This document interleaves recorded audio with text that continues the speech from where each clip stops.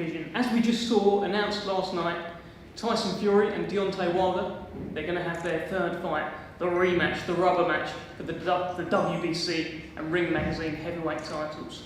Earlier that night, official now today, Joyce, the unbeaten WBO number 2, the British Commonwealth WBC silver, the European champion, he's got belts coming out of his ears. He'll be back and he'll be taking on France's Carlos Takam, a man that we know on these shores. It's going to take place at the SSE Arena, Wembley, July 24th, a heavy night. With me, I have Hall of Fame boxing promoter Frank Warren, the man putting the show on. I have Sam Jones, who is one half of S-Jam Boxing, Joe Joyce's management group. And of course, I have the juggernaut himself, who's making me look even shorter today. Frank, I'm going to start with you. July 24th, a heavy night. Talk us through it. Well, it is. I mean, you know, Joe's been very patient. We've been waiting, what now, 7 months for your fight, and that's not been down to us, by the way. That's been down to the fact of the negotiations that were dragged out and going on for ages that came to nothing between Tyson and AJ.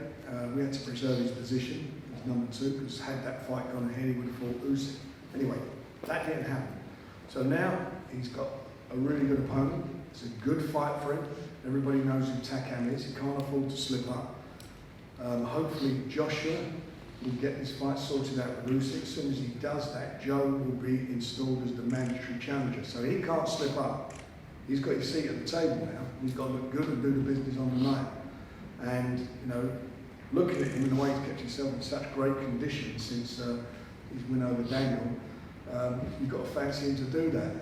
I know he's chomping at the bit. He's complained to me, as is his manager, continuously, but it's all been beyond my control. But now the moment has come.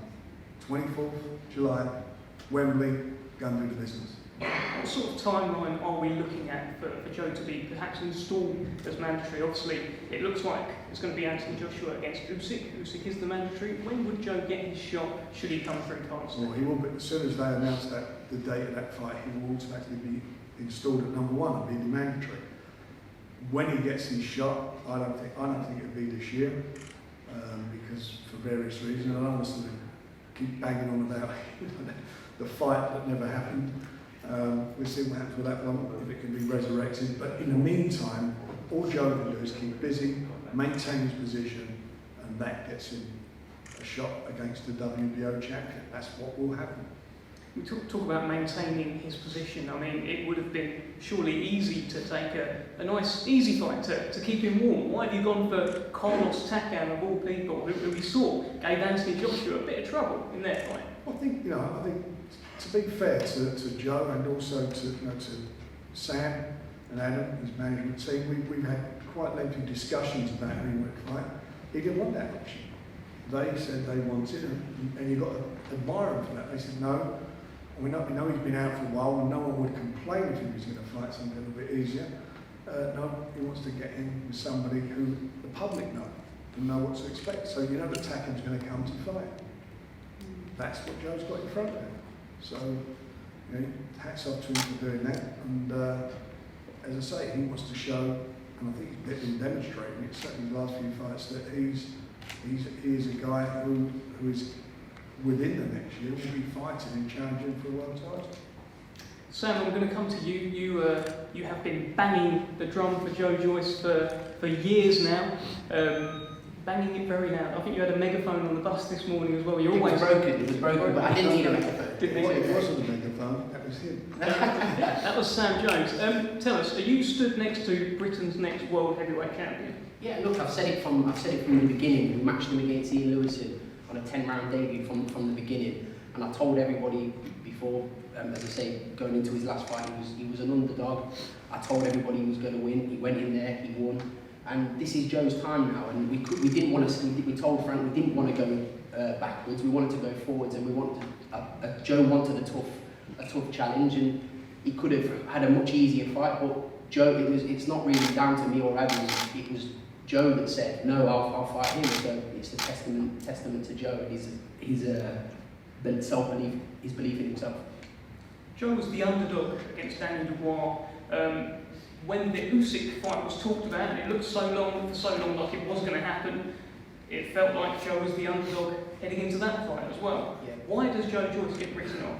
Because from the beginning, like everyone said, oh, he's slow, he's ponderous. Well, when he's in there, everybody that's been in the ring with Joe, every heavyweight that will tell you, whether you've sparred him or you've boxed him, it's a whole different proposition when you've got a 19-stone man coming at you constantly. He's like a wasp, he will not leave you alone, and it's a goddamn big wasp. Hornet, yeah. I mean, should we switch it from the juggernaut to the hornet? I know it's not as good as it. Green bee. The green bee, ladies and gentlemen. I'm joking. Sam, tell me, obviously we're going to hear from Joe very shortly. You're speaking to him every day, I would imagine, in the gym with him. From your perspective, what is the Juggernaut's mindset right now? There's been a bit of frustration, there's been a delay.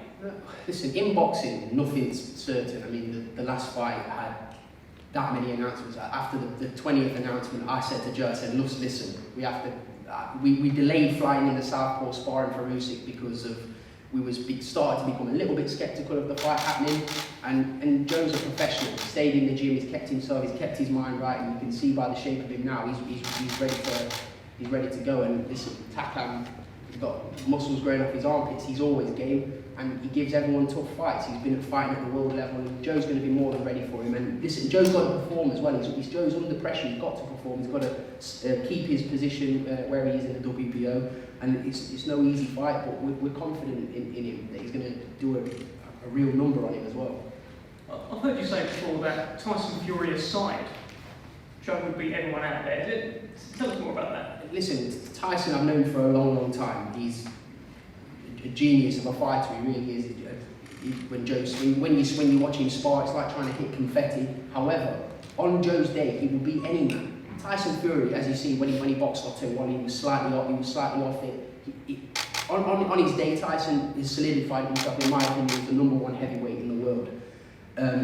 But I back Joe to beat anybody on Joe's day. But Tyson would probably, I don't know with Tyson how long he's going to last for in boxing. It's just all about his motivation. Interesting to see the Wilder fight. I mean, he beat him so conclusively last time. Is he really going to be up for this fight? But let's see, there's some questions to be asked there. But hopefully, by the end of the year, AJ and Tyson will get it on, and then Joe will get to fight the winner. And I believe on his day, Joe, as I say, Joe can beat any man on his day. Well, let's hear from the man himself, the newly crowned, was it Green Bee that you called him? No. Scratch that. Juggernaut, stay on. Tell me, obviously the Fury-Joshua fight it looked like it was on then off in terms of, if you're just watching the news, you keep hearing different things every day. No one was probably being more affected, actually, than you. Every day, am I going to fight Usyk, or what am I going to do? How did you keep yourself sane during that period? I obviously went in the gym, was practicing some like southpaw like techniques and stuff like that. Like the fight was going to happen, but boxing I've known a long time since I started it. It's all very unpredictable and it's exciting. So you never really know what's going to happen, and there's a lot of different, stuff that goes on, and things happen and things change. So I'm always like kind of, I've kept myself ready. I've stayed off the donuts and the beers, so I'm in good shape. I've been training like I was going to fight Usyk, but now it's going to be Takam. It's familiar. He's not southpaw. He's orthodox. So I'm confident in my abilities in this fight. So this morning you spent the day on an open-top bus going through London with, of course, your manager Sam Jones, who had a megaphone, by the way, which, as Frank said, stopped working, but it wasn't needed anyway. Joe, do you feel like you are getting closer and closer to a world title? That's what today's all about, really, isn't it? Yeah, I'm definitely like a stone throw away or in touching distance. I'm ready to mix it with whoever's got the belts, or the fights that make sense. I'm in this kind of zone where it's these big fights. So that's why I accepted the fight with Takam, because he's a good name, he's a good experienced fighter, and he's strong. He always comes in shape. It looks good. I mean, look at him now on the poster. So it's going to be a great fight on July 24th. What are you expecting from Takam then? I mean, you're about the same sort of size as Anthony Joshua, right? Yeah. Quite a bit different, but he was able to get inside and move his head well and things like that. What are you expecting from him? Yeah, so he's a bit of a shorter stature fighter, so he'll be wanting to get in range. He throws them like big hook, like dangerous hooks, and try and get under my jab. Yeah, so it's going to be a difficult fight because I might have to punch down a bit. He's got quite long arms as well. He's got a bit of a reach, and he's a great fighter. So I'm preparing in the gym. I'm already pretty much ready. I just need to increase the sparring rounds, and I'm ready to go. So I'm just looking forward to getting back in the ring. When you think of yourself fighting for a world title, in your head, because I'm sure you imagine this, who do you see in the opposite corner? Right now, it's a bit up in the air. I need to, there's a few fights that need to be sorted out, but I could fight any of these big names for the world titles. That's what I'm in the sport for. I rose through the ranks in the amateurs. There we go. I'm bringing it back to the past, but they're gonna apparently they're looking into it again. But get the gold medal. Yeah, exactly. So I plan to do that. There's a plan I set up. There's short-term plans, right? Get on the GB team. So I've done and make the steps. But the same thing in the professional. I said I was going to do that. I said I was going to win all the belts and get to a world title and win a world title. And I was always in touching distance of challenging for the undisputed. So I'm right there, and I'm going to get there. I'm going to get to my destination. So just a matter about when. Well, with regards to the WBO title, do you have a preference as to who you'd rather fight? Say it's Anthony Joshua against Usyk. It looks like that's going to happen. Yeah. Who would you prefer to win? Who do you want to get in there? Anthony Joshua. Nice. Anthony Joshua, or Tyson Fury. I can't wait to see. I'm so disappointed that fight's not happening yet, but let's hope it happens for all the belts, because that's what everyone wants to see. And then I'll fight a winner. Why do you think people write you off, Joe? Why were you the underdog against Daniel Dubois despite your vast amateur experience? Why were you the underdog against Usyk despite being so much bigger than him? I don't know, I sense a pattern. I always seem to be the underdog, but then I always seem to pull through in the end. I don't know, it's funny. But I don't mind, it's less pressure, and I don't put pressure on myself. I just make sure I do the work in the gym and perform on the night. Fans are back as well on July 24th. No fans. Well, I hope you have got fans. We have got fans in the crowd, So it should be good. I mean, your career best win so far happened behind closed doors, so you must be quite hyped about having fans back. Oh yeah, I can't wait. It's so much better.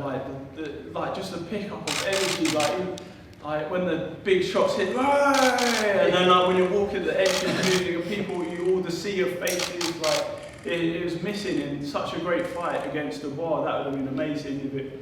We couldn't talk about what had been, but we have to, what could have been, but we're living in the present and we're looking to the future to put on some amazing fights. So I'm just, I feel like I'm in a good place and I'm ready for action. And it's going to be a heavy night, that's what the show is titled. Do you see yourself staying up to watch the trilogy fight between Wilder and Fury? Yeah, I'm going to beat up Takam, and then I'm going to be excited. I'm going to be watching back my fight, and then I won't be able to sleep. Of course I'm staying up anyway for that fight. You'll be on his PlayStation. What do you mean? It's PC now. Oh, PC, yeah. PC Master Race. Yeah. Before the fight with Dubois, Joe paused his game, went to the arena, and I'm not joking, he came back, unpaused his game and carried on with his game after he won, with a pizza next to him. True story. Wow, that's quite... And he nicked a slice. Yeah. More than one. I don't think it's particularly environmentally friendly. I mean, my PlayStation turned itself off after a little bit, so that's... It was the hotel. Yeah, That's right. So I didn't have to. It's coming off the bill. I've got it out until Joe, on that night then, how do you see Wilder Fury happening? What's going to happen in there? Well, so now Wilder's got a new trainer in Malik Scott, and Malik Scott has been his Wilder's sparring partner, like imitating Tyson, so he knows him inside out, and he's a great coach. So he's like working on stuff, but he hasn't really, you know, is he going to be able to change enough to do much different? And he's obviously always got that equaliser, that big finisher punch, but then Fury took it.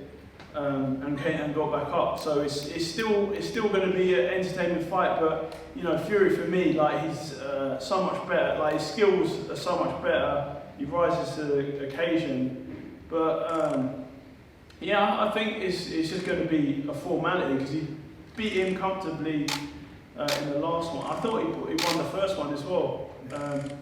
So yeah, but I mean, you know, it's still an exciting fight. I mean, Wilder's always dangerous, and you know what he's been working on might make the difference. But I see another Fury win. Well, back to you then. Earlier on that night, what's the prediction? Joe Joyce against Carlos Takam. Joe Joyce by stoppage or knockout? Actually, no, I'm not gonna round predict. Don't do it. All right. Don't do it. Okay. All right, Frank. Back to you. Final kind of words. Why should fans come along on July 24th and get involved in this heavy night? Well, because you know the big man's there. They want to come and see him. I mean, he's undefeated. He's done everything that's asked of him. You know, even as an amateur silver medalist, and hopefully he's going to get the gold if I'm hearing right what's been going on at the moment. But facts of life are that he's a winner, and he's continuing to win, and everything's on the line for him. So what you're going to get out of Joe Joyce is the best Joe Joyce against Takam. Because if it isn't the best, you've got a problem. And I think seeing the best of Joe Joyce, the fans are going to love him. Fans are going to love him. Fans already love him. July 24th, the SSE.